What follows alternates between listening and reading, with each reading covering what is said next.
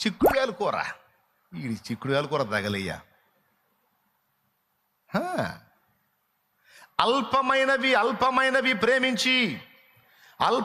ప్రేమించి దేవుడిచ్చేటువంటి అద్భుతమైన కృపను నిర్లక్ష్యం చేసేటువంటి భ్రష్టులు ఈ సరుకంతా ఏశావు బ్యాచ్ అన్నమాట. ఇంటికాడ నుంచి బయలుదేరేటప్పుడు, మమ్మీ చర్చికి వెళ్తున్నా. సరే పాప జాగ్రత్త అమ్మా. మా అమ్మ ఎంత భక్తురాలో. ఇంటికి వచ్చే దారిలో చెప్పితే, ఎక్కడ ఏ చర్చి? తండ్రి సన్నిధి. అటుపక్క బైక్ పార్కింగ్ ఉండదు చూడు, దాని అవుట్ సైడ్ ఉంటాను, అక్కడికి రా.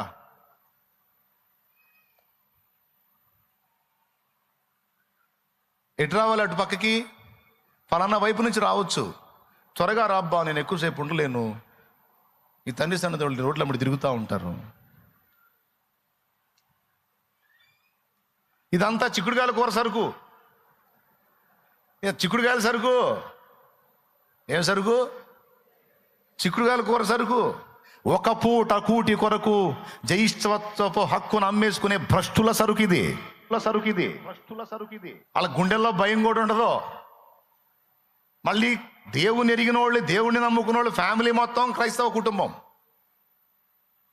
అరే రే నేను అన్య సమాజంలో దేవుని మందిరం ఉంది, అక్కడికి వెళ్ళి చీకట్లో చిందులేస్తే, ఈ నీచమైన ప్రవృత్తిని కనపరిస్తే, నా దరిద్రపు వ్యవహారాన్ని చూసి, నేను ప్రవర్తించే తీరును చూసి అక్కడ ఉన్న అన్ని జనులు నాశనం అవుతారే, నశించిపోతారే, వాళ్ళు దేవుణ్ణి దూషిస్తారే అని ఈ దౌర్భాగ్యురాలికి కానీ, ఈ దౌర్భాగ్యుడికి కానీ సిగ్గు, శరం, ఒక నీతి నియమం, ఒక భయము, భక్తి ఉండదు.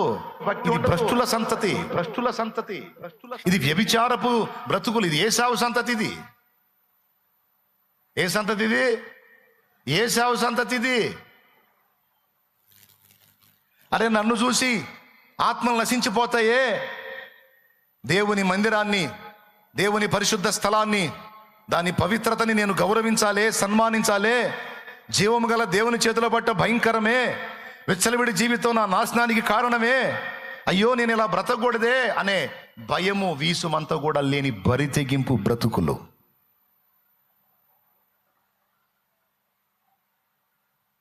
ఏమందా వీళ్ళనే? ఇది ఏ సరుకు?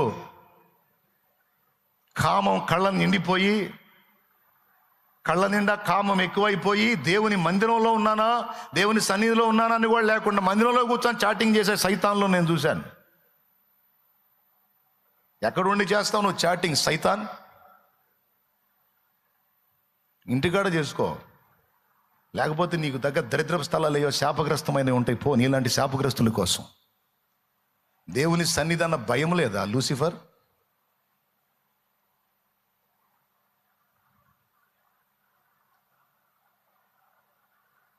బజారులో బజార్లో తిరుగుతూ మాట్లాడుతూ ఉంటారు.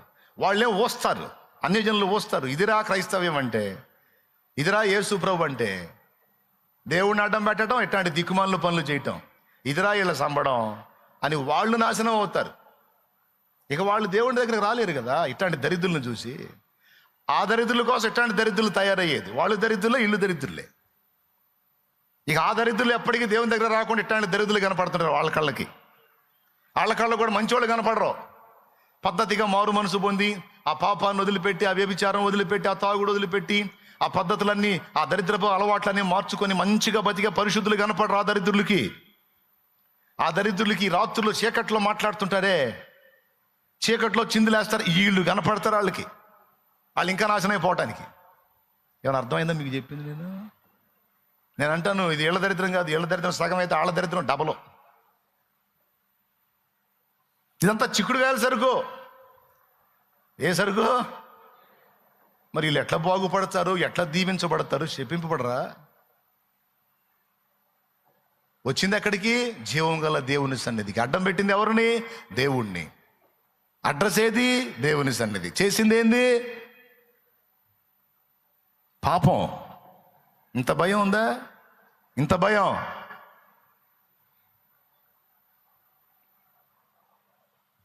వీళ్ళు ఎలా బాగుపడతారు, వీళ్ళు ఎలా దీవించబడతారు, వీళ్ళు ఎలా వర్ధిల్లుతారు? వీళ్ళకు ఉండదా కోటింగు? మనుషుల చేతుల్లో పడటం కాదు, జీవము గల దేవుని చేతుల్లో పడటం భయంకరము అని రాస్తుంది.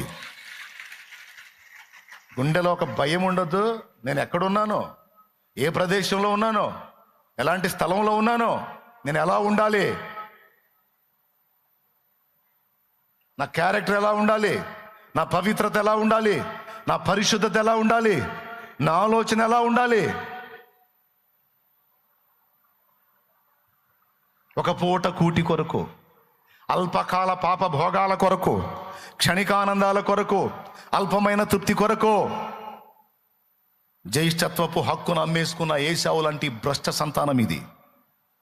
ఈ జాతోళ్ళందరినీ నేను అంటాను, ఇదంతా ఏశావు సంతతి అంటాను. యాకోబు అట్లా కాదు. యాకోబు తన కడుపు మార్చుకున్నాడు దైవ జ్యేష్ఠత్వపు హక్కు యొక్క ఆశీర్వాదం కొరకు. చాలాసేపు కష్టపడి వండుకున్నాడు. తినబోయేటప్పటికి పెద్దోడు వచ్చి అడిగాడు, మరి జ్యేష్ఠత్వపు హక్కుని ఇస్తానంటే నేను ఈ కూరని ఇస్తాను అన్నాడు. ఇచ్చేసా పోరా అన్నాడు. తీసుకున్నాడు, కూరని ఇచ్చేశాడు. ఒకడేమో హక్కును అమ్ముకొని కడుపు నింపుకుంటే, ఒకడు ఆ దేవుని హక్కుని పొందుకోవడానికి కడుపు మార్చుకున్నాడు. ఆకలిని చంపుకున్నాడు, ఆశలను చంపుకున్నాడు, కోరికలను చంపుకున్నాడు.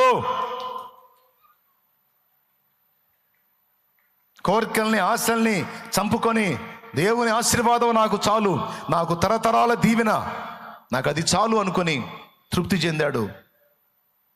కాకపోతే ఆ పూటకి ఆహారం లేదు, కడుపు మాడింది, పర్వాలేదు, జ్యేష్ఠత్వ హక్కు వచ్చింది, దేవుని దీవెన వచ్చింది.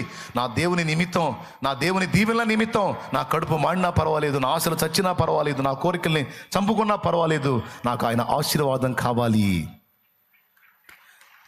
అది యాకోబు గొప్పతనం. మరి దేవుడు పక్షపాతం లేనోడు, అది తిరుగులేని మాట. కానీ ఎందుకు చిన్నోడిని ప్రేమించాడు, పెద్దోడిని ద్వేషించాడంటే బుద్ధుల్ని బట్టి. దేన్ని బట్టి చెప్పండి, నోరు తెరిచి చెప్పండి. మరి తప్పదు, అక్కడ పక్షపాతం చూపించినట్టే ఉంటుంది, కానీ పక్షపాతం కాదు, న్యాయ తీర్పది. న్యాయ తీర్పండి అది.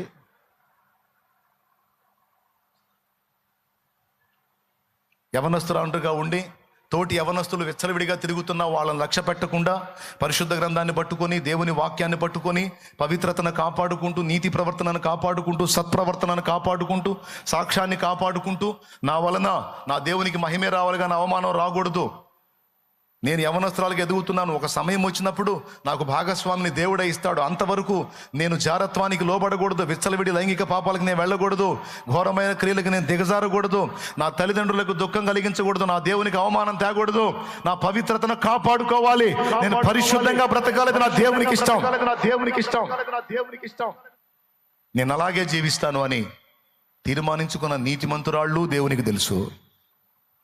అలా దేవుని కోసం నీతి నియమాలు కలిగి బ్రతుకుతున్న పరిశుద్ధురాళ్ళు దేవునికి తెలుసు.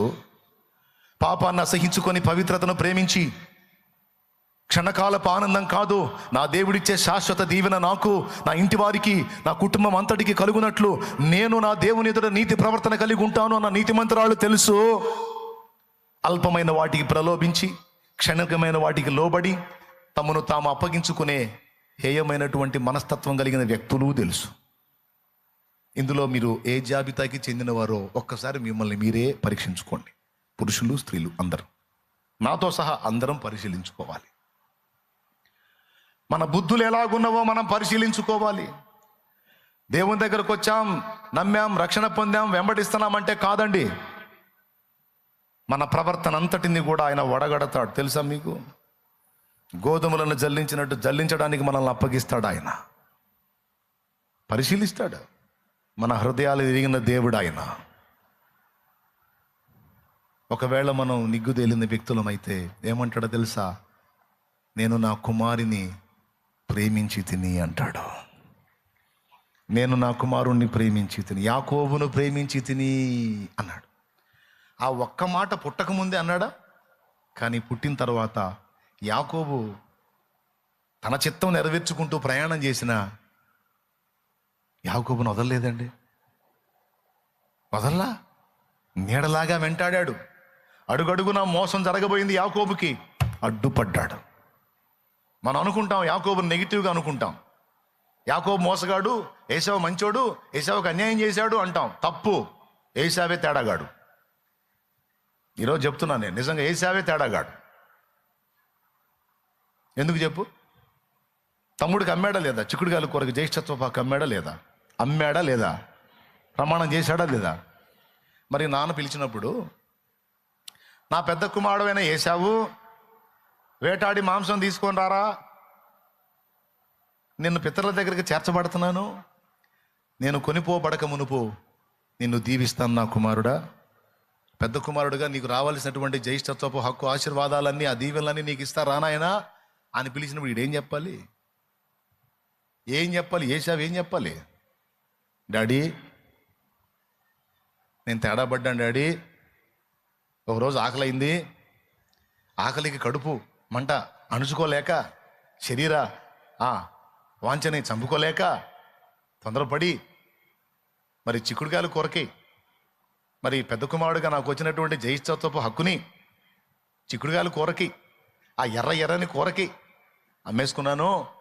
ఇప్పుడు జ్యేష్ఠుడిని నేను కాదు, అబ్బాయి ఉన్నాడు కదా యాకోబు, వాడు జ్యేష్ఠుడు, వాడు పాపం వెల చెల్లించి కొనుక్కున్నాడు, నేను వెల తీసుకొని అమ్మేశా, కాబట్టి జ్యేష్ఠుడుగా నీ దీవెనలన్నీ వాడికే దక్కాలి డాడీ అని చెప్పాలి కదా. వీడు చెప్పాలా లేదా? పెద్దోడు చెప్పాడా? నిన్ను దీవిస్తారా నా కుమారుడు అనగానే ఆడికి ఏదో అమ్మా కానీ దీవెనలన్నీ నేనే కొట్టేద్దామని పోయాడు. చూడండి, ఎవరు మోసగాడు? యాకోబా ఏసావా? ఇది ఎవరు చూశారు? దేవుడికి తెలుసుగా. వీళ్ళ సంభాషణ రిబ్కా చెవిని పడేటట్టు చేశాడు. ఆ రిబ్కా మనసులో కూడా ఏసావు అంటే తక్కువ ప్రేమ, యాకోబు అంటే ఎక్కువ ప్రేమ. ఆశ్చర్యం అదే. ఆ ప్రేమ ఆమెకి ఎట్లా పుట్టింది? దేవుడే పుట్టించాడు. దేవునికి స్తోత్రం. అప్పుడు ఎందుకంటే ఫస్ట్ నుంచి వాడు పెడద్రం, అమ్మ చెప్తే వినడాడు. పెళ్ళిళ్ళు కూడా అంతే చేసుకుంటాడు. మీరు తర్వాత చూడండి, ఆదికాండం ఇంటికి పోయి చదవండి. పెళ్ళిళ్ళు కూడా ఆమె ఇష్టపడ్డా చేసుకోడు, అంత వాడిష్టమే. మహాతల్లులు తెచ్చి కొలువు పెడతాడు కొంపలో. వాళ్ళ దెబ్బకి దండం పెట్టింది రెబకా యాకోబుకి. ఒరే బాబా, ఆ దరిద్రుడు ఎవరెవరినో చేసుకొని తీసుకొచ్చి ఇల్లంతా పంచాయతీ చేసి పెడుతున్నాడు, నువ్వు అలా చేయొద్దురా బాబు, పో నా పుట్టింటికి పో, మీ మేనమామ దగ్గరికి పో, నా రక్త సంబంధులు ఉన్నారు అక్కడ, ఏదైనా అవకాశం ఉంటే అక్కడే నీకు దేవుడు దయ చూపిస్తాడు, పో నాయనా అని రెబ్కా ఇస్సాకు ఇద్దరు కలిసి యాకోబు చెబుతారు. ఇంటికి పోయి చదవండి. ఈ పెళ్ళిళ్ళు పెడగానే చేసుకున్నాడు. ఇది ప్రవర్తన పెడే, అంత శరీరాన్ని అంచుకోలేని వ్యవహారం, చిక్కుడుకాయల కూర వ్యవహారం. ఈ సరుకంతా కూడా ఏసావు సంబంధులు అన్నమాట. గుర్తుపెట్టుకోండి. మోసం చేసింది యాకోబు కాదు, ఏసావు. దీవెనలు కొట్టేద్దామని పోయాడు. రెబ్కా విందే, యాకోబుని పిలిచింది. ఒరే ఎట్రా, నీకు నేను కూర వండి ఇస్తా, మీ నాన్నకు తీసుకెళ్ళి ఆ ఏసావు గారిని దీవిస్తాడంటున్నాడు. ఆ రోజు నువ్వు కష్టపడి కూర వండుకున్నావుగా, అది తీసుకొని అమ్మేశాడుగా, ఇప్పుడు హక్కుదారుడు నువ్వుగా, పెద్దోడు నువ్వుగా, నీకు కదా దక్కాల్సింది. ఆడడ్డొస్తున్నాడు, మళ్ళీ ఆడు మోసం చేస్తున్నాడు. నేను పో, నీకు రావాల్సింది న్యాయంగా నువ్వే పొందుకోపో అన్నాడు. మమ్మీ, మా బిజినెస్ మాకు తెలుసు, అయ్యక తెలియదు. నేను పోయి నన్ను దీవించంటే తిడతాడు, నేను బాను. కాదురా, ఆయన కళ్ళు కనపడట్లా, పెద్ద వయసు వచ్చింది, నీకెందుకు, నీ కూర రెడీ చేసి ఇస్తా, ఆ కూర తీసుకెళ్ళు, ఎవరు నువ్వు అంటాడు, నీ పెద్ద కుమారుడైన ఏసావు నన్ను. గొంతు గుర్తుపట్టాడా? పట్టించుకోలే పోరా. సరే గొంతు తీసేయి, ఏదో జలుబు చేసింది, అబ్బాయి స్వరం మారింది అనుకోవచ్చు. దగ్గరకు వచ్చింది, దాని దగ్గరకు రమ్మని తడివి చూస్తే వాడికేమో ఒంటి నిండా రోమాలు ఉన్నాయి, నాదేమో ఫినిషింగ్ బాడీ. పొరపాటున నన్ను టచ్ చేశాడు అనుకో, నా బాడీ మీద రోమాలు కనబడలేదు అనుకో, దీవెనకు బదులు శాపాలు పెడతాడే. అమ్మ, ఎందుకు వచ్చిన గొడవ, పెద్ద ఆయన చేత శాపాలు పెట్టించుకోవడం అవసరమా అంటే, దానికి కూడా నేను ప్లాన్ వేస్తాను ఆగురా అని మేక వెంట్రుకలు తీసుకొచ్చి అతని చేతుల మీద పెట్టి వాటిని కట్టి కూర ఇచ్చి, నీకెందుకు, నీకేం కాదు పో అని పంపిస్తే పోతాడు. ఇస్సాకు ఎవరో అని అడుగుతాడు. నీ పెద్ద కుమారుడైన ఏశావుని అని చెప్తాడు. అంటే పెద్దోడనే చెప్తాడు. మరి వాని హక్కే ఆయనకు వచ్చింది, తప్పే ఉంది? వాని హక్కే కదా. నీ పెద్ద కుమారుడైన ఏశావుని అంటాడు. ఎందుకంటే దేవుడు ఇక్కడ కేసు రాయలా. అది నా పాయింట్. ఏశావా,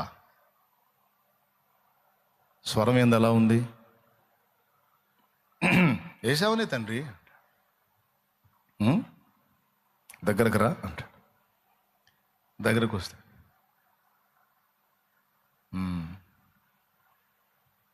స్వరం యాకోబు స్వరమే కానీ చేతులు ఏశావువే. స్వరం చూస్తే యాకోబు లాగుంది, చేతులు చూస్తే ఏశావు లాంటివి ఉన్నాయి.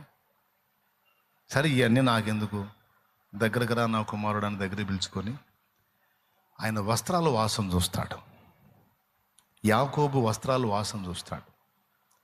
ఎందుకంటే తన నిర్ణయం మీద ఇస్సాకు డిపెండ్ అవ్వడం. దేవుడు ఆశీర్వదించిన వాని దగ్గర ఒక సువాసన ఉంటుంది. అది వీడి దగ్గర ఉందా లేదా? వీడు పెద్దోడో చిన్నోడో నాకు అనవసరం. యెహోవా ఆశీర్వాదపు సువాసన వీనికి ఉందా లేదా అది చూసి నేను డిసైడ్ చేస్తానని దగ్గరికి పిలిచి స్మెల్ చూస్తాడు.